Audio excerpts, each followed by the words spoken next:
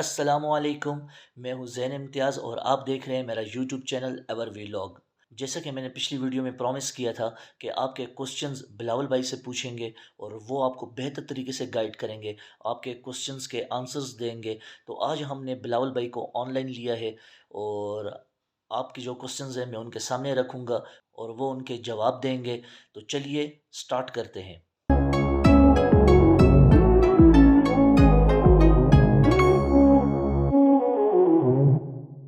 अस्सलाम वालेकुम बिलावल भाई, कैसे हैं आप? ठीक हैं? अल्हम्दुलिल्लाह ठीक-ठाक, आप सुनाएँ कैसे हैं? अल्लाह का शुक्र है। वैसे आपकी तारीफ़ों के काफ़ी सारे मैंने पुल बाँध लिए हैं। ये मैंने उनको आप बता लोग दिए, मैंने सब जो व्यूज़ पुल ये कि आप ही की वज़ह से जो है ना 6-7 महीनों में हमारा केस जो कि सॉर्ट आउट हुआ है, मुकम्मल हुआ है और हम तकरीबन 4-5 दोस्त हैं ना जिन्होंने आपके थ्रू केस करवाया था। बिल्कुल और माशाल्लाह से आप लोगों का इस मामले में बड़े लकी रहे हैं कि आप लोगों का जो है बहुत अच्छा यानी कि 7 से 8 महीने अगर देखा जाए वेरिफ़िकेशन से तो ऑलमोस्ट लगा है। और इसमें ये है कि हम लोगों ने जो सबसे अच्छी बात थी कि हम लोगों ने कोई टाइम वेस्टेज नहीं किया। हमें बिल जैसे कहते हैं ना यूटिलाइज़ करना, हमने हर टाइम एक यूटिलाइज़ किया है। तो उस वज़ह से ये कि हम इस मामले में लकी रहे हैं। तो अल्लाह ताला बाकी खैर करे सबके लिए इंशाअल्लाह ताला। अच्छा, तो सर आपको तो पता ही है जैसे कि कुछ क्वेश्चन्स थे व्यूअर्स के, वो मैंने लिखे थे, नोट किए थे। मैंने कहा ये आपसे पूछ लूँ, आप बेहतर तरीके से गाइड कर सकते हैं उन्हें भी। तो जी, जी। अगर आप चाहें तो सेशन स्टार्ट करें फिर आज का। जी, जी, बिल्कुल, बिल्कुल स्टार्ट कीजिए। चलें ठीक है, शुक्रिया। जो पहला क्वेश्चन था ना हमें मिला है, वो है कि सर नॉर्मल जो एज़ यूजुअल होता है, व्हाई ऑस्ट्रिया? ऑस्ट्रिया क्यों? यार देखिए मेरी सबसे ज़हन मैंने आपको भी शायद जब आपने मुझे फर्स्ट टाइम कॉल की थी, तो आपके भी ज़हन में यही क्वेश्चन था। मैंने आपको एक बड़ा सिंपल सा आंसर दिया था। मैंने कहा था यार ज़हन मेरे कहने पे मत जाएँ। आप हम एक टेक्नोलॉजिकल दौर में रहते हैं जिसके सबके घरों में एक मोबाइल है, डिवाइस है, लैपटॉप है, ठीक है? आप उसे खोलो व्हाई ऑस्ट्रिया लिखो आपको सामने पता चल जाता है कि ऑस्ट्रिया क्यों जाना चाहते हो आप लोग, ठीक है? देखो वो एक मिसाल है ना सुनो सबकी करो मन की, ठीक है? बिल तो जब आप किसी और यूरोप कंट्रीज़ को अगर आप देखा जाए, करते हो एक टारगेट करते हो, तो आपको बनिस्बत ऑस्ट्रिया बड़ा एक स्टैंडर्ड एजुकेशन, एक क्वालिटी एजुकेशन बड़ी एक लो बजट में मिलती है। जर्मनी का देखा जाए, तो जर्मनी आपका ब्लॉक अकाउंट मारता है, ठीक है? और उसपे बिल्कुल, भी साल लग रहा है, लेकिन ब्लॉक अकाउंट अब हर किसी के पास अपने पैसे तो नहीं है। हम देखिए हम एक सीधी बात है कि हम एक थर्ड वर्ल्ड नेशन है, ठीक है? हमारी मिडल क्लास फैमिलीज़ कितने परसेंट होंगी और लो क्लास फैमिलीज़ ज़्यादा परसेंट है, ठीक है? अब हर बंदा तो 30-35 लाख रुपए नहीं अफ़ोर्ड कर सकता और फिर हर बंदा उसको ब्लॉक अकाउंट पे डाले और एट इट ब्लॉक अकाउंट का मतलब है आप 6 से साल तक आप उसे भूल जाएँ पैसों को, ठीक है? बिल्कुल, आप ड्रॉ नहीं करवा सकते। तो वो फिर वहाँ पे नो डाउट फ्री एजुकेशन है, लेकिन आप वो भी तो देखें जो आपके पैसे लग रहे हैं 35 लाख रुपए का जो आपका एक रिस्क है, ठीक है? फिर वीज़ा रिजेक्ट हो आपने 35 लाख रुपए जिससे दिए हैं आपने उसकी भी बातें सुननी है। फिर दूसरी बिल तरफ आ जाते हैं जी आप फ्रांस को ले लें, फ्रांस महँगा है, 3-4 हज़ार यूरोज़ आपकी फ़ीस आती है, कुछ लो भी होंगी, मैं आपको एवरेज की बता रहा हूँ। फिर बेल्जियम है, बेल्जियम 3,000 यूरोज़ पे शुरू होता है, 5,000 10,000 यूरोज़ पे। लेकिन फिर आपने एक और चीज़ टारगेट करनी होती है कि आया यार मैं वहाँ पे जा रहा हूँ, तो मैं वहाँ पे अपना मंथली अपना जो एक्सपेंस है वो उठा भी सकता हूँ कि नहीं उठा सकता? या मुझे घर को ही फ़ोन करना है वापस?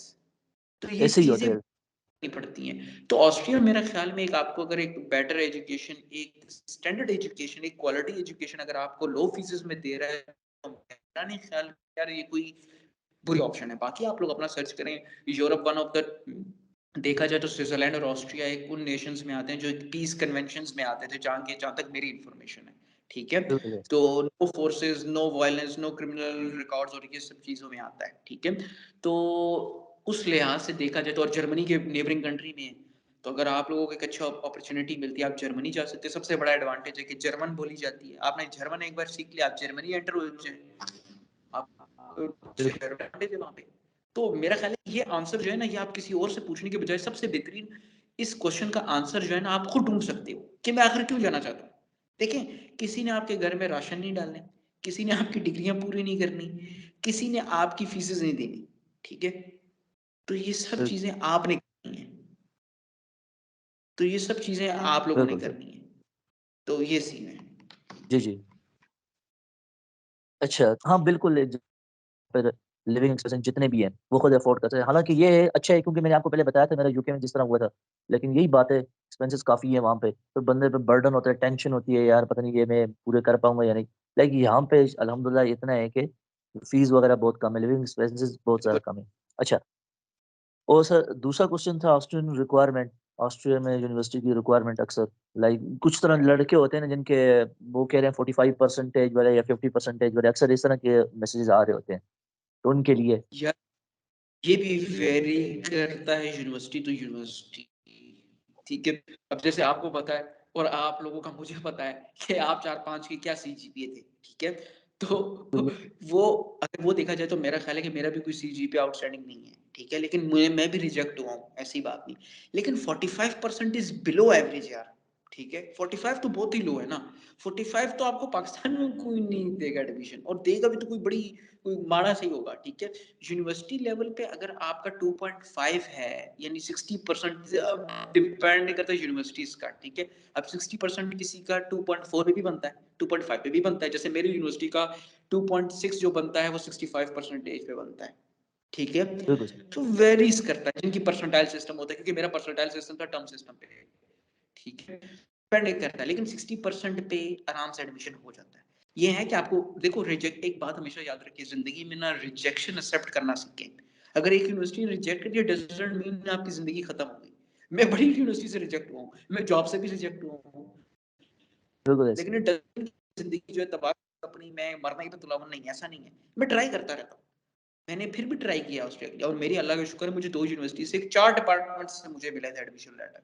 इसी तरह आपको भी मिले 2 डिपार्टमेंट में से, ठीक है? 2 यूनिवर्सिटीज़ के, ठीक है? तो देखा जाए तो हमारा कोई इतना एक्सेप्शनल नहीं था कि हम बोले जी हम बड़े आउटस्टैंडिंग स्टूडेंट रहे हैं 4 इयर्स अपने एकेडमिक ईयर्स में, तो ऐसा नहीं है। देखिए ट्राई करना पड़ता है आपको, और कोई चीज़ आपको प्लेट में डाल के नहीं मिलती हमेशा से, ठीक है? बिल्कुल, कोई आपको कोई माँ-बाप की तरह आपको कोई नहीं डाल के देगा कि जी ये लो और खाओ, नहीं, आपको एफर्ट्स करने पड़ते हैं हर चीज़ पे। तो 45 तो मेरा नहीं ख़्याल कि हाँ, अगर आपके 55 टू 60 है, तब आप चांस ले सकते हो, वरना तो ये एक फ़िज़ूल-सी बात है कि मैं आपको ये बात है कि आपको ख्वाब दिखाने वाली बात है कि 45% में मैं तुम्हें दिला दूँ, नहीं, ऐसा नहीं हो सकता। बिल्कुल ठीक है। दूसरा आजकल आपने भी वो इश्यू देखा होगा अपॉइंटमेंट ही नहीं मिल रही होती, डॉक्यूमेंट वेरिफिकेशन की या वेरिफिकेशन की ऑलमोस्ट, रेज़िडेंस की तो मिल रही है, रेज़िडेंस परमिट की। तो ये क्या इश्यू है लाइक? यार देखिए, जहाँ तक मुझे मेरा अपना जो ज़ाती एक पॉइंट ऑफ व्यू, मुझे अब लोगों का नहीं पता। देखिए, कुछ इश्यूज़ भी हो सकते हैं। अब पाकिस्तान में इकोनॉमिकल इश्यूज़ हैं, तो लाज़मी बात है, अब जैसे देखा जाए तो कल की बात है, मैं अपने बैंक में लॉगिन कर रहा था, वो लॉगिन लॉगिन नहीं हो रहा था। मैंने उसे फ़ोन किया, उसने मुझे कहा, "जी, बैंकिंग की हमारी ऐप्स खराब है।" तो माइट बी सर्वर, उसने मुझे बोला, सीधी बात है, हमारा सर्वर डाउन है। तो ऐप देखो, सीधी-सी बात है, हम एक देखा जाए तो हायरार्की के थ्रू एक-दूसरे से कनेक्टेड है ना, तो पोर्टल उनके भी पोर्टल से, इस वक़्त तो पोर्टल हमारी बारी, आपकी और मेरी बारी पोर्टल्स नहीं थे, ठीक है? हमें फॉर्म्स भेजना पड़ता था, फिर लेनी पड़ती थी तो अब तो पोर्टल है, तो लाज़िम बात है उसमें ऊपर-नीचे आ जाती है। अब हो सकता है, देखिए जो हमने अफ़वाहें सुनी थी कि 20 मार्च तक पाकिस्तान को अपस्टल कन्वेंशन के हो जाएगा, अप्रूव हो जाएगा, लेकिन अभी तक नहीं हुआ ऐसा। हाँ जी, ठीक है। वो तो नेट इश्यू आ गया था बीच में। हाँ, तो अपस्टल कन्वेंशन में होना था, अभी तक कुछ पता नहीं पाकिस्तान का। इन्होंने जुलाई तक की अपॉइंटमेंट्स दी हुई हैं, तो अभी मेरा ख़्याल है उन्होंने होल्ड किया होगा, क्योंकि बहुत लोग जो रिजेक्शन से रिजेक्ट हुए हैं या जिनको पता चला है रिजेक्शन है, देखिए अब ये भी एक डायरेक्टली प्रोपोर्शनल है, जो हमारे मुल्क के हालात होंगे आपको हर कंट्री रिजेक्ट करेगा, बिल्कुल, ठीक है? आपके आप इंडिया तो है नहीं, I am really sorry to say that India एक स्ट्रॉन्गेस्ट इकोनॉमी में आ चुका है। हम अनफॉर्चुनेटली जो है एक बैंकरप्सी की तरफ जा रहे हैं, ठीक है? जो हमारे होंगे हालात, उस वज़ह से बड़ा एक इफ़ेक्ट पड़ता है चीज़ों पे, बिल्कुल ठीक है? ऐसे ही। तो रिजेक्शन पे हर कोई डरता है, और रिजेक्शन की वज़ह से लोग बचने के लिए ना, आपके जो है वो ऑस्ट्रिया की तरफ जाना, क्योंकि ऑस्ट्रिया का एक अच्छा ट्रैक रिकॉर्ड चल रहा है कि यार वो रिजेक्ट नहीं करता, ऑब्जेक्शन लेके आता है। आप ऑब्जेक्शन दूर करें, जस्टिफिकेशन दें उसकी, और आपको इंशाल्लाह वीज़ा मिल जाता है, बेशक आपका स्टडी गैप ही क्यों ना हो। बिल्कुल ऐसे ही। तो बड़ा ही अजीब-सा क्वेश्चन है, कौन-सी यूनिवर्सिटी अच्छी है अब ऑस्ट्रिया में? यार मैंने भी आपसे ये क्वेश्चन पूछा था पहले। ये आपने भी मुझसे क्वेश्चन पूछा था, अगर आपको याद हो, ठीक है? और मैंने आपको ये बड़ा एक जवाब दिया था, आपको याद हो। मैंने कहा था आप यहाँ पे नस्ल लम से पढ़े हैं। नहीं, बिल्कुल मुझे याद है आपने ऐसे ही कहा था। बिल्कुल। तो यार एक बात मुझे बताओ, इसका क्या आंसर कि जब आप खुद यहाँ पे एक प्राइवेट यूनिवर्सिटी से पढ़ते हो और वहाँ जाके आपको क्या चाहते हो? आपको ऑक्सफोर्ड में कोई एडमिशन देगा? आपको हार्वर्ड में दे, आपको किस में दे? तो सर देखो एक एक चीज़ हमेशा याद रखो। ट्रस्ट और लम्स की भी रैंकिंग वाइज ना उनकी यूनिवर्सिटी से काफ़ी पीछे है वैसे।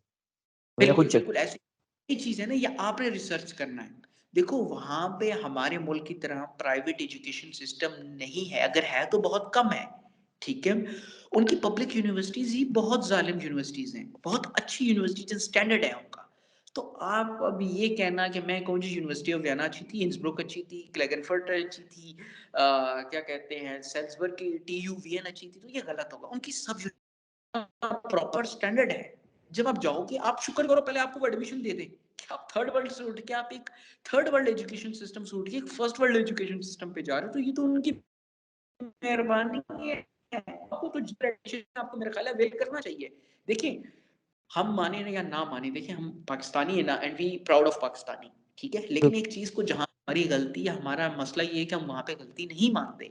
हमारा एजुकेशन सिस्टम एक बिलो एवरेज है और वो है, ये हमें मानना है, ठीक है? तो उस बेसिस पे अगर आप उसको जज कर रहे हैं तो मेरा ख्याल है this is not the right thing कि हम एक फर्स्ट वर्ल्ड पे आके और पूछे जी फिर जैसे मल्टीपल चॉइस क्वेश्चन चल रहा है, कौन सी यूनिवर्सिटी अच्छी रहेगी? हो भाई, खुद तुम प्राइवेट यूनिवर्सिटीज़ में पढ़ रहे हो, ये अक्सर मुझे लोग पूछते हैं और मैं उनको यही आंसर देता हूँ।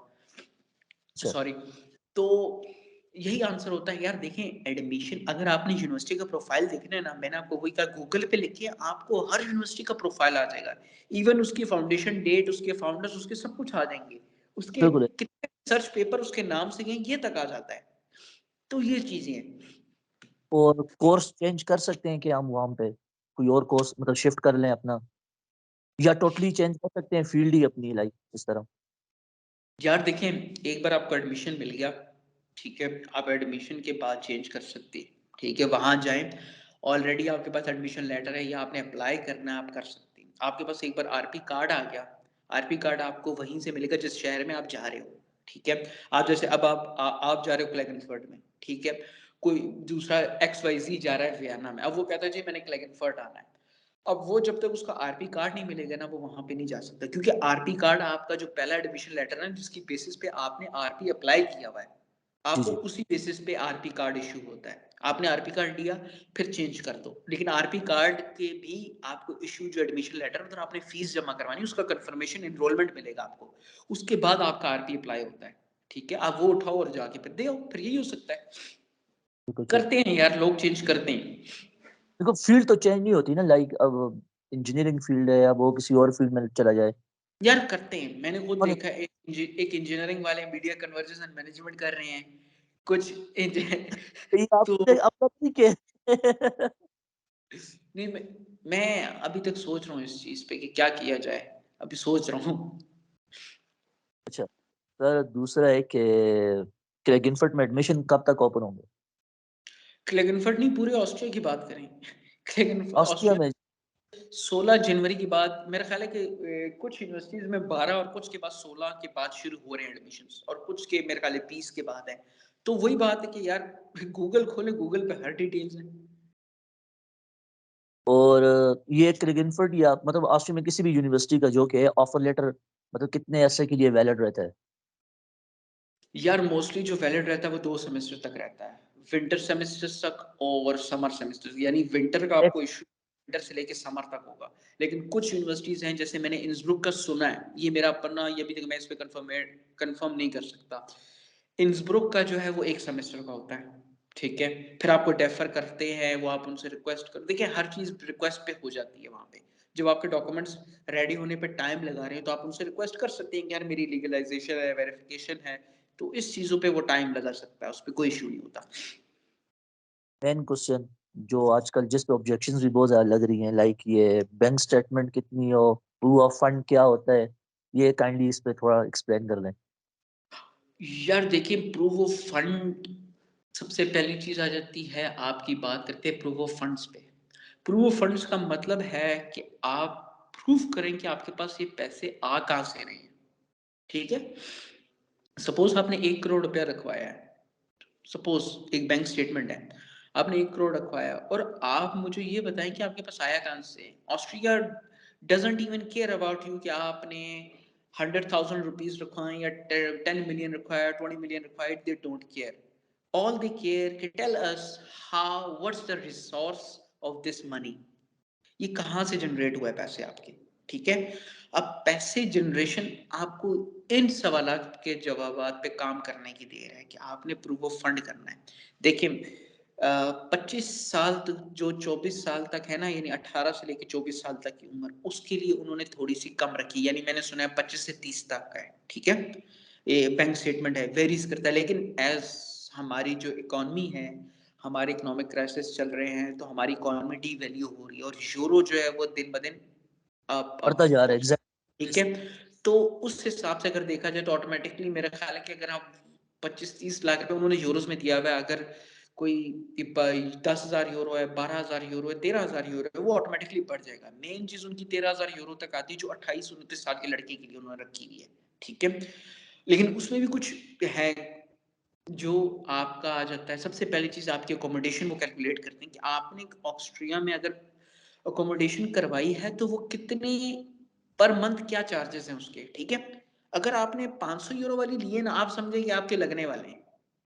बिल्कुल, 500 यूरो 500 यूरो के ना वो कैलकुलेट करेंगे यार तेरी उम्र इतनी बन रही है और इसका ये सब कुछ है और अच्छा जी और ये मेरे एक पर्सनल केस का है, आप भी उसे बड़े अच्छी तरीके से जानते हैं, ठीक है? मैं उसका नाम नहीं लूँगा ऐसे बुरा ना मानिए कि आपने मेरा नाम लिया था, कि उसका कैलकुलेट उन्होंने जब किया तो उसको टोटल बन रही थी उसकी 40 तक जा रही थी, 40-42 लाख रुपए तक। उन्होंने कहा यार तूने जो बनाया है ना अपना क्या कहते हैं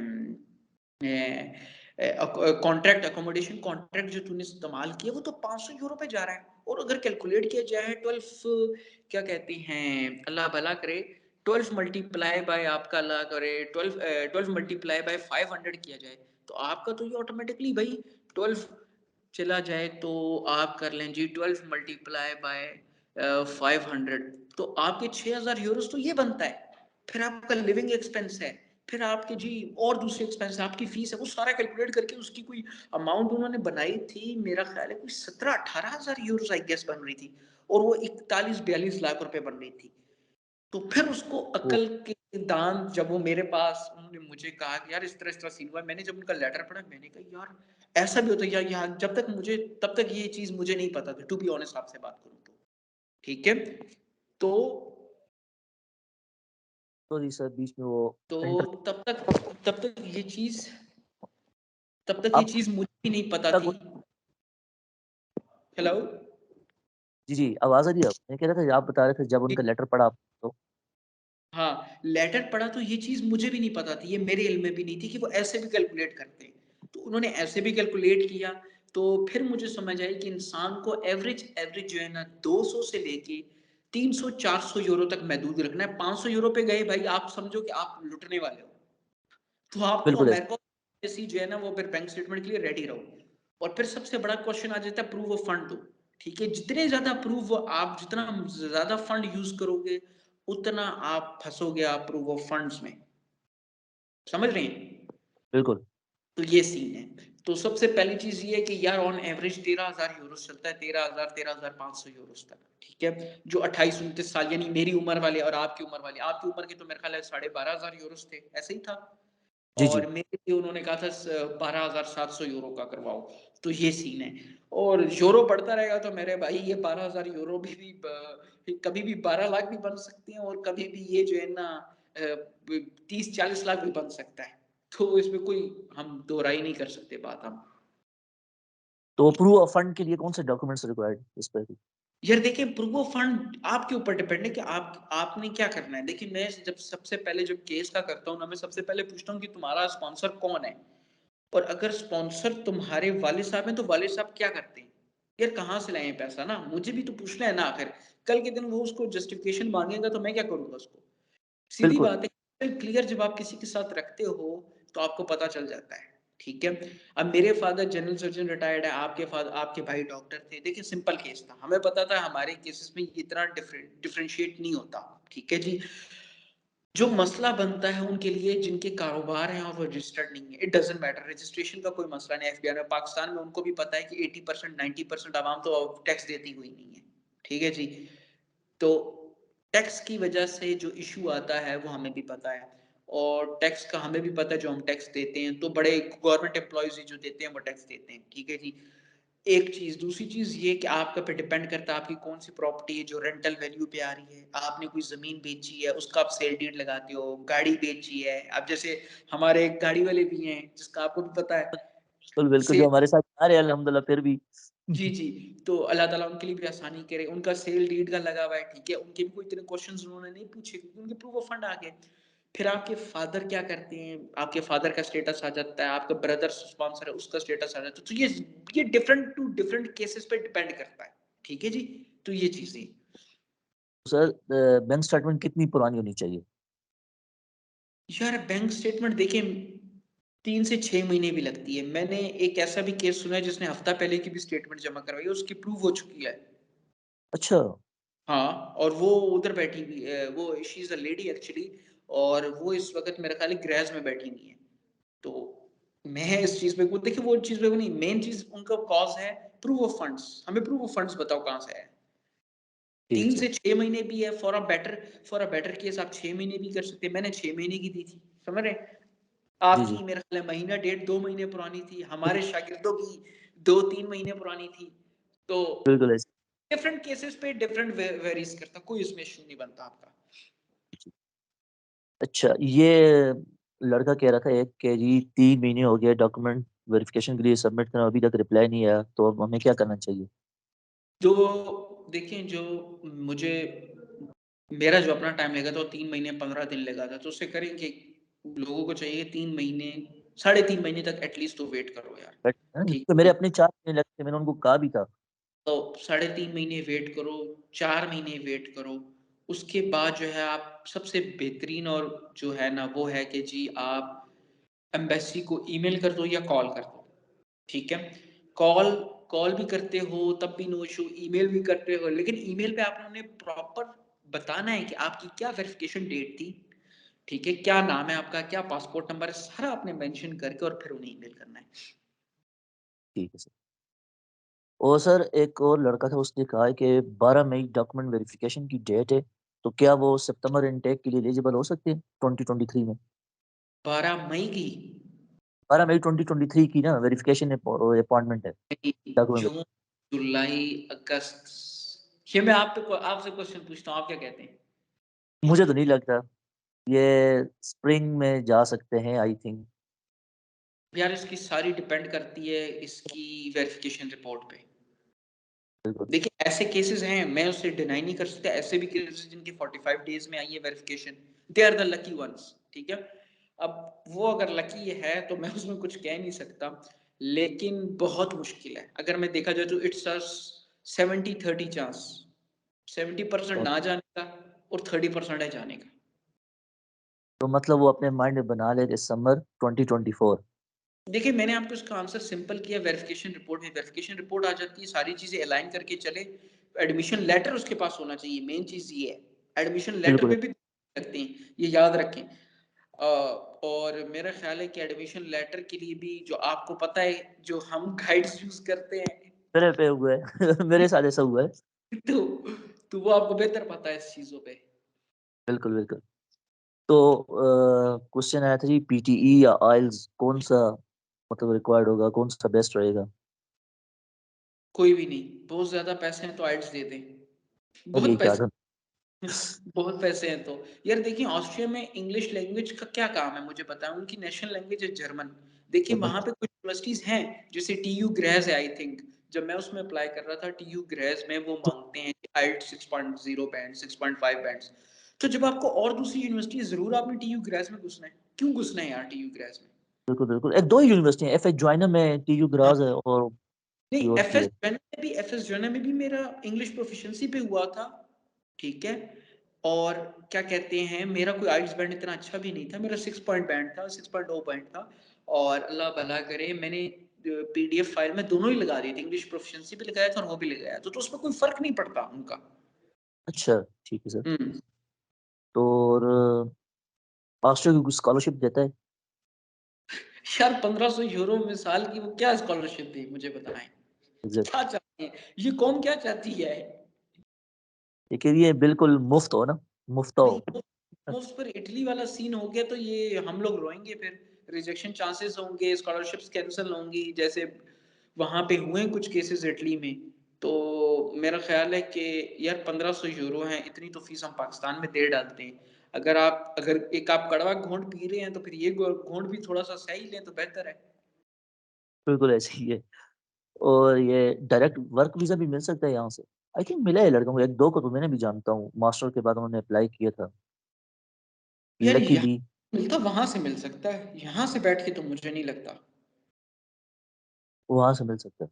वहाँ से तो लाज़मी आपको मिलेगा क्योंकि आप वहाँ पे ऑलरेडी मार्केट में इन हो। जब मार्केट में इन हो, आपकी रिज़्यूमे जा रही है हर जगह पे, तो आपको लाज़मी बात है वो जो भी आपकी कंपनी होगी वो आपको कन्वर्ट करके देगी। ऑलरेडी जो है 2 साल का मास्टर्स होता है, 1 साल का आपका जॉब सर्च का वीज़ा है। मतलब तो वो आफ्टर में मिल सकती है जॉब अपनी फील्ड में या विदाउट फील्ड भी हो, मतलब सेटलमेंट के लिए जॉब मिल सकती है। यार मेरा ख़्याल है कि जॉब मिल जाती है। बल्कि मिल मेरा ख़्याल क्या है मिल जाती है, कितने लोग तो सर्वाइव कर रहे हैं ना आपके सामने। फ़ेसबुक आप तलाश करें, कितने लोग हैं जो आज तक उधर ही हैं। तो मेरा बिल्कुल। ख़्याल है वो मिल रही है तो वो काम कर रहे हैं, ना मिल रही होती तो पाकिस्तान में कहीं और ना भाग जाते। और अच्छा आरपी की बात करें, यार देखिए आरपी का टाइम है 3 से 6 महीने का, ठीक है? डिपेंड करता है इसके पीछे जो मैंने अपने पर्सनल एक्सपीरियंस से जाना है, इसके पीछे भी एक बहुत बड़ी कहानी है कि डिपेंड करता है कि आपका नेक्स्ट एनरोलमेंट जो है कब स्टार्ट होना है। अगर आपका एनरोलमेंट थोड़ा-सा टाइम है ना 3-4 महीने, तो आप समझिए कि आपको उसकी करीब-करीब ही मिलनी है। ठीक है? लेकिन ये कि आपको अपडेट रहना पड़ता है, आपको अपने मजिस्ट्रेट के साथ अपडेट रहना पड़ता है, आप अपने एम्बेसी के साथ अपडेट रहते हो, तो वो चीज़ें हैं, आपको अपडेट रहना पड़ता है। लेकिन ये है कि 3 से 6 महीने टाइम लगता ही लगता है। कुछ का जल्दी हो जाता है 40 डेज़, 45 डेज़ जैसे आप जैसे शहज़ादे होते हैं, उनकी 2 महीनों में हो जाती है, तो मेरे जैसे बेचारे बैठे होते हैं। नहीं, कैसी बातें करते हैं। असल में अच्छा एक और क्वेश्चन यहाँ पे मैं ऐड करना चाहूँगा, लड़के पूछ रहे थे कि हाँ, मजिस्ट्रेट को मेल करना ठीक रहता है, मतलब वो कोई माइंड ना कर ले, पहली बात तो ये। फिर हमें मेल कब करनी चाहिए, कितने टाइम के बाद करनी चाहिए, आरपी फाइल सबमिट करने यार के बाद? देखिए, एटलीस्ट देखिए पहली बात ये है कि वो बुरा ना मान जाए। आपने कोई उससे कोई आप चोर हैं, डकैत हैं, बिल्कुल, बिल्कुल। आप किस चीज़ का डर हो? क्यों बुरा मानेगा? यार आपने अपनी फीसेस पे की हैं, ठीक है? आप उनकी कंट्री में जा रहे हो, अपने पैसे खर्च करके उनकी फीसेस भरोगे, ठीक है जी? एक चीज़, दूसरी चीज़ ये हाँ, देखो एक प्रॉपर मैनर, एक प्रॉपर कॉन्टेक्स्ट होता है मेल लिखने का। अब ये नहीं जैसे आप अपने संगी से बात कर रहे हो, दोस्त से बात कर रहे हो, आप उस तरह उसको कॉन्टेक्स्ट कर रहे हो, तो लाज़िम बात है कोई भी हो सकता है, ठीक है? कोई भी रिप्लाई और दूसरी चीज़ ये कि मैक्स आप जो है ना एटलीस्ट कोशिश करें 40-45 डेज़ 50 डेज़ बाद अपने मजिस्ट्रेट को टच करें, ठीक है? क्योंकि यहाँ से फ़ाइल आपके पाकिस्तान एम्बेसी से जाने में भी टाइम लगती है ऑस्ट्रिया में, ठीक है जी? तो बुरा मानने वाली कोई बात नहीं है मेरे भाई, ठीक है? आपने कोई चोरी नहीं की, डकैती नहीं किया, आपने उल्टा 140 यूरो जमा करवाया है, ठीक है? 140 यूरो ऑस्ट्रियन गवर्नमेंट को ही किया है और वो आपकी आरपी की बेसिस पे ही गया है। तो बिल्कुल। डोंट वरी अबाउट इट कि वो नाराज़ मानेगा। आपने कोई उससे अब मैं ये हमारी अपनी एक्चुअल ग गपशप होती तो मैं बड़े गंदे अल्फ़ाज़ यूज़ कर सकता था कि ले सही ले है। लेकिन है कि कोई बुरा नहीं मानता, इसमें कोई बुरा मानने वाली बात नहीं है। ठीक है। उससे ये हॉस्टल का आजकल बड़ा इश्यू बन रहा है कि उनको मिल ही नहीं रही। हॉस्टल मतलब सारे फुल हुए पड़े हैं और कुछ को तो पता ही नहीं है वे कहाँ से बुक करनी है। तो काइंडली कुछ वेबसाइट्स अगर हो आप जहाँ से आप कह सकते हैं। यार सबसे पहली चीज़ है, इसमें भी टाइम मैनेजमेंट की बड़ी वो लोग हैं, लड़कों को टाइम मैनेजमेंट का नहीं पता चलता, ठीक है? बिल्कुल, जब जब लोग समझते हैं कि पाकिस्तान है, हम घुसे और हमें 1 दिन में कमरा मिल जाएगा, ऐसे नहीं होता, ठीक है? बिल्कुल। इंटरनेशनल स्टूडेंट आता है, डॉर्म में बुक करवाता है और वो पहले पैसे दे देता है, ठीक है? पहले पैसे देने पड़ते हैं, आपने भी दिए, मैंने भी दिए, ठीक है जी? तो आप मुझे बताओ जब वो उनकी बुकिंग करेंगे या आज जो कोई मुँह उठा के आ रहा है उसकी बुकिंग होगी, ठीक है? तो इसमें टाइम मैनेजमेंट का बड़ा हुआ जब आपने किसी यूनिवर्सिटी में अप्लाई किया है और आपको लग रहा है कि यार मुझे एडमिशन मिल जाएगा, आप वहाँ की डॉर्मेटरीज़ देखना शुरू हो जाओ, ठीक है? डॉर्मेटरीज़ देखोगे देखो डॉर्मेटरीज़ में जिस काम में आप रिस्क नहीं ले सकते ना फिर आप छोड़ दो कि वो आप काम करोगे, ठीक है? आपको रजिस्ट्रेशन के लिए 20 यूरो, 50 यूरो, 30 यूरो देने पड़ते हैं। अगर आप उस चीज़ से डर रहे हो ना, पे I am really sorry to say, तो मेरे दोस्त फिर आपके लिए नहीं है। आप मत करो बाहर अप्लाई, क्या आप रिस्क ही नहीं ले सकते हो। जो लोग रिस्क नहीं लेना जानते, फिर वो भाई घर में बैठें, अपने घर की रोटियाँ खाएँ, सालन खाएँ आराम से, हमारी तरह फिर ख्वार होने ना आएँ। ऐसे ही है, बिल्कुल सर। तो ये टाइम मैनेजमेंट और बड़ी वो है, आपको टाइम मैनेजमेंट देखनी पड़ती है, आपको आपने जब एडमिशन अप्लाई किया, आप उसके ही इलाके में डॉम देखते जाएँ। डॉम देखें कहाँ है, क्योंकि गूगल पे लिखो आपको ओईईटी सबसे बड़ी एक इनकी डॉम की वो है, ठीक है? फिर एकेडेमिया लाइफ है, तो ये हैं 2-3 जो आपको बड़ा अच्छा अकोमोडेट करती हैं, और ये है कि आपको अच्छे उस पे यानी कि एक मिनिमम आपको रेट में ना मिल जाता है। क्योंकि मैंने आपको पहले बताया, आपको आरपी के लिए भी ज़्यादा जंप नहीं मारनी कि आप भाई बड़े किंग लॉर्ड के बच्चे हैं। आप हैं तो बड़ी अच्छी बात है यार, अगर हैं तो। तो लेकिन अगर आप जंप मारेंगे तो आरपी में फँस जाएँगे फिर आप। और स्टूडेंट लाइफ मतलब कैसी है ऑस्ट्रिया में? स्ट्रगल वगैरह ज़्यादा या लाइक कम है कुछ? अब ये क्या सवाल है, मुझे नहीं आ रही थी। यार पैसों की कंफर्ट तो ज़ोन बारिश निकलना पड़ेगा अब तो। धंधा टकाटक चल रहा है, पैसों की तो बारिश हो रही है। बिल्कुल, बिल्कुल। ये मतलब पहले मुझे भी ऐसे ही था, कि यहाँ से जाएँगे और वहाँ पे बस वो अगले दिन से ना यूरो कमाने लग जाएँगे। लाइक फिर यार थोड़ा बहुत जो कि है ना अब टू बी समझ आ गई कि देखिए, to be honest with you, किसी जगह पे आपको ना बगैर मेहनत के कोई नहीं खिलाता, खासकर बाहर के मुल्कों में। बिल्कुल ऐसा अमेरिका ना, अमेरिका एक बड़ी लैंड ऑफ ड्रीम्स के नाम से जाना जाता है, ठीक है? अमेरिका में भी ना आप पहुंचे हो ना, एयरपोर्ट से उतरे हो, आप पे डॉलर पे बारिश नहीं होती, आपको मेहनत करके कमाना पड़ता है, ठीक है? ऐसा आपको कोई वो नहीं है कि भाई आप ऑस्ट्रिया पहुंचे और आपको जी किसी किंग ने वहां पे गोद ले लिया है और आपको अब विले आपने नाम करवा दिया, ऐसा नहीं होता। मेहनत करोगे, कमाओगे। मेहनत में अज़मत ऐसे ही नहीं कहा, देखिए एज़ अ मुसलमान, हम एज़ अ मुस्लिम हमें पता है मेहनत में अज़मत है, ठीक है? मेहनत करोगे, आपकी मेहनत रायगा नहीं जाएगी। देखिए सबसे बड़ी चीज़ तो आपकी सबसे बड़ी मेहनत यही है, 1.5 साल आपने इंतज़ार किया ऑस्ट्रिया के लिए। अब मेरे जैसे बदनसीब हो गए तो 2 साल, 2.5 साल इंतज़ार करोगे, ठीक है? तो वो सीन है। अब फिर वहाँ पे जाके कहो जी, वहाँ पे कोई आपको शहज़ादा, कोई आपको गाड़ियाँ लेके देगा, कोई ये लेके देगा, आईफ़ोन्स वग़ैरह ये वो, ऐसा नहीं होता। आपको मेहनत करनी पड़ती है हर चीज़ के लिए। देखो, स्टेप 10 पे जाना है ना, तो स्टेप 0 से स्टार्ट करना पड़ता है। 0, 1, 2, 3, 4, 5, 6 एंड सो ऑन। ठीक है? ऐसा तो ऐसे नहीं कि आपके इतने बड़े चड्डे हैं और आप 0 से सीधा जंप मारते हो सीधा 10 पे, कार्टूनों की तरह। ठीक है? बिल्कुल। तो वो हिसाब होता नहीं, वो बड़े लकी केसेस में होता है, एक्सट्रीम केसेस नहीं होता। तो सर बस यही क्वेश्चंस थे। आपका तो बहुत-बहुत शुक्रिया कि आपने टाइम बहुत दिया। शुक्रिया, thank you so much Zain for having me. Thank you so much. Sir आपका लिटरली बहुत शुक्रिया। पहले तो जो आपने हमें गाइड किया ना, बेस्ट। क्योंकि मैंने सबको पहले भी अपने पिछली वीडियो में बताया था कि ऑलमोस्ट मेरा तो उनको पता है 7 मंथ में सारा प्रोसेस कंप्लीट हुआ है। तो कुछ लोगों ने आपसे कॉन्टैक्ट भी किया था आई थिंक। तो इस यार वजह से मैंने वेट करते हैं, अब मुझे किसी के नाम भी याद नहीं रहता, to be honest with you. उन्होंने और यही है कि आप लोगों की वजह से ये एक चेन बन रही है, बिल्कुल और सर। अल्लाह ताला आप लोगों को भी कामयाब करे। मुझे भी दुआओं में याद रखा कीजिए कि अल्लाह ताला सुनो मुझे भी किसी तरह पार लगाए इंशाल्लाह। इंशाल्लाह ताला। तो में सारे क्वेश्चंस आ रहे थे ना कि यार कौन सा कंसल्टेंट ठीक है, डब्ल्यूएसएल वाला है या पता नहीं कुछ और, यहाँ पे एक और है, मैं नाम भूल गया हूँ सॉरी, उनका इस्लामाबाद में होते हैं, कुछ उनका कह रहे थे। तो मैंने कहा है भाई मतलब यार मैं देखिए, जो मैं आपको एक बात बताऊँ, मैं यहाँ पे बैठ के ना किसी पे किसी का कैरेक्टर असैसिनेट नहीं करता। मैं समझता हूँ सारे करवा सकते हैं, लेकिन सारी बात ये है टाइम मैनेजमेंट की, ठीक है? जो टाइम मैनेजमेंट ऑस्ट्रिया में सबसे इम्पोर्टेंट चीज़ पता है क्या टाइम मैनेजमेंट है? आधे से ज़्यादा कंसल्टेंट्स उस चीज़ को माइंड में नहीं रखते। वो कहते हैं अगर साल लगना है तो साल ही लगे रहने दो, ठीक है? जैसे डब्ल्यूएसएल के बड़े केसेस मेरे पास आए, और आपकी आपके थ्रू कुछ आए थे जिन्होंने मुझे बताया यार ज़ैन से ये है, तो ज़ैन साहब भाई ने मुझे बताया।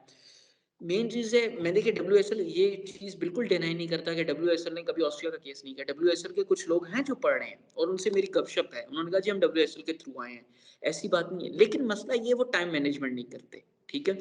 जब आप टाइम मैनेजमेंट की तरफ जाते हैं ना, देखिए time management America, England, Canada नहीं है कि आपने टाइम मैनेजमेंट नहीं किया और जल्दी-जल्दी अपने आप हो रहे हैं। ये यूनिवर्सिटी से आया आपके सामने आया। यहाँ पे वेट करना है। आपने जैसे 2 महीने में इंसान अपना आप को भूला होता है। ठीक है, 2-3 महीने में आया तो लोग नेग्लेक्ट करते, कहते हैं खैर है जाने दो, ठीक है? तो ये टाइम मैनेजमेंट की चीज़ें हैं, ये जब तक आपने टाइम मैनेज करके नहीं चलोगे, ऑस्ट्रिया में आपका प्रोसेस लंबा, लंबा, लंबा होता जाएगा। मेरे साथ यही हुआ है। मैं टू बी ऑनेस्ट आपसे बात करूँ, कोरोना आया, कोरोना के बाद जब मैं इटली की तरफ शिफ्ट हुआ, इटली में टाइम ज़ाया किया साल पूरा और उसके बाद ये एंड सो ऑन होता रहा मेरे साथ। ठीक है? क्योंकि टाइम मैनेजमेंट नहीं थी और मैंने ये अपनी गलतियों से सीखा और यही चीज़ें मैंने आपके साथ इम्प्लीमेंट नहीं होनी थी, आपके साथ नहीं थी, 2-4 और भाई हैं, उनके साथ नहीं होनी थी। क्योंकि मुझे पता था कि जो गलती मैंने की ना, मैंने इनके साथ की, तो इनका लंबा खींचा जाएगा। अगर मैं 2 साल में गया हूँ, ये हो सकता है 3 साल में जाएँ। ठीक है? बिल्कुल ऐसे तो ही ये है। चीज़ें एक बड़ी मैटर करती हैं। जब भी आप कभी किसी का केस ले लें, मेरी यही कोशिश होती है कि जब मैं किसी का केस ले रहा हूँ ना, तो सबसे पहली चीज़ उसको ये चीज़ बता दूँ कि यार साल, 1.5 साल का प्रोसेस है, ठीक है? टाइम मैनेजमेंट हमने करनी है, हमने टाइम मैनेजमेंट के साथ चलना है। मेरी कोशिश पूरी होगी क्योंकि मेरी पता है क्या आदत है? मेरी आदत है मैं काम जो है ना सर से उतारता हूँ। जल्दी-जल्दी करूँ और उतारूँ, ठीक है? मेरी शुरू से यही रही है। तो जल्दी-जल्दी में रहता रहा हूँ और जल्दी-जल्दी में मैंने मार भी खाई है। ये केसेज़ में मैं यही करता हूँ कि यार मैं जैसे ही कर सकूँ ना, कोशिश करता हूँ कि यार जल्दी-जल्दी एडमिशन मिले, वेरिफ़िकेशन की डेट आई हुई हो, भेजूँ, वेरिफ़िकेशन लूँ, लीगलाइज़ेशन हो, ये सारी चीज़ें करनी है। ये सारा टाइम मैनेजमेंट माँगता है और आपका टाइम माँगता है। देखिए स्टूडेंट, अब एक ऐसा स्टूडेंट आ जाए जिसको पता ही कुछ नहीं, उसको मुझे ज़ीरो से स्टार्ट करना है और एक स्टूडेंट आ जाए, जैसे एक साथ बड़ा अच्छा स्टूडेंट आ रहा हमारे पास, आप भी जानते हो उसको। बैचलर्स का स्टूडेंट है, माशाल्लाह से उसको हर चीज़ खुद से पता है, ठीक है? बिल्कुल ऐसे ही। फिर भी आया वो मेरे पास, उसने बस मुझे हर चीज़ बताई है। मैंने कहा यार मैं बड़ा इम्प्रेस्ड हूँ तुम्हारी इस चीज़ से, क्योंकि तुमने मुझे बताया है कि यार जब तुम कर सकते हो ना, एक बैचलर्स लेवल का स्टूडेंट कर सकता है ना, यहाँ पे मेरे पास मास्टर्स कैसे आते हैं जिनको एचईसी का नहीं पता होता है, एचईसी करवानी है कि नहीं करवानी, मोफा। एक दिन एक भाईजान मुझसे पूछते मोफा क्या होता है? मैं अपना सर पकड़ के बैठ गया, मेरा दिल किया कि मैं सर दीवार पे मार दूँ अपना कि भाई तुमने बैचलर्स की हुई है भाई और तुम्हें मोफा का नहीं पता कि क्या? मतलब देखिए ये रिसर्च आप लोगों की है। ये कोई एजेंट आपको रिसर्च करके नहीं देगा। आईपीसीसी बोर्ड, एचईसी, आपकी क्या कहते हैं फॉरेन अफेयर्स, ये आपको कोई बताता नहीं होता। ये आपने खुद करना। अब आपको भी पता है हमारे ग्रुप में कैसे-कैसे सवाल आते हैं, मोफा की क्या चार्जेस हैं? ओ भाई चार्जेस हम क्यों बताएँ आपको? हम इधर चार्जेस के हम बाहर डाकखाने के बाहर बैठे हुए हैं, हमें चार्जेस पता होंगे। तो ये चीज़ें होती हैं। तो ये कुछ रिसर्च आप लोगों ने भी करनी होती है। ये वही बात है कि लोग कहते हैं स्पून फीडिंग हो, स्पून फीडिंग नहीं होती। ठीक है? मैं ऐसे केसेज़ से वैसे ही बड़ा दूर भागता हूँ जो मुझे कहते हैं यार सारा दिन हमारे मुँह में देते रहो। ये चीज़ें मेरे से नहीं होती। ठीक है? तो मज़ा भी उसके साथ काम करने पे आता है ना जिसको खुद भी रिसर्च हो, खुद भी शौक हो। ठीक है? जैसे आप थे। अगर आपको आपको भी कुछ भी नहीं पता था, ऐसी बात है। लेकिन क्या थी आपको खुद भी शौक था यार ये ऐसे होता है, ऐसे होता है। बिलावल में मैंने ये वीडियो देखी, ये हुआ, ये हुआ। आप कुछ चीज़ें मुझे भी उस बंदे से ना सीखने में मज़ा आता है। कुछ मैंने भी आपसे सीखा, कुछ आपने मुझसे सीखा है, ठीक है? तो उन बंदों के साथ काम करने में भी मज़ा आता है, ना कि उनके साथ मज़ा आता है जिनको पता ही कुछ नहीं है, ठीक है? मैं I am not talking about the brilliant student, all I am talking about the average student that knows the knowledge, जिनके पास that have the knowledge of Austria, जिनके पास नॉलेज हो एट लीस्ट, ठीक है? तो ये चीज़ें होती हैं और टाइम मैनेजमेंट इसमें सबसे इम्पोर्टेंट चीज़ें हैं और जो भी कंसल्टेंट, ऐसी बात नहीं कंसल्टेंट्स ने भेजे हैं, ठीक है? वैसे तो पाकिस्तान में बड़े कम कंसल्टेंट्स मिलते हैं, ऑस्ट्रिया का नाम सुनो तो वो ऑस्ट्रेलिया ले जाते हैं आप लोगों को, ठीक है? ऐसे तो ही है। घुमा-फिरा के ऑस्ट्रेलिया कैंगरूज़ के पास घुसा देते हैं, तो ये सीन होता है। बाकी है कि इंशाल्लाह अल्लाह ताला हम सबके लिए बेहतरी करे, जो लोग अप्लाई कर रहे हैं, जो करने वाले हैं, तो इंशाल्लाह अल्लाह बेहतर करेगा, इंशाल्लाह। बहुत-बहुत शुक्रिया आपका बिलावल भाई। थैंक यू सो तो ऑल माइन। इन ये क्वेश्चन तो खत्म हो गए लेकिन इंशाल्लाह नेक्स्ट सेशन फिर आपके साथ एक रखेंगे कुछ नए क्वेश्चंस के साथ। ज़रूर, ज़रूर, ज़रूर। Thank you so much. खुदा थैंक यू सर, ख्याल रखें। अल्लाह हाफ़िज़।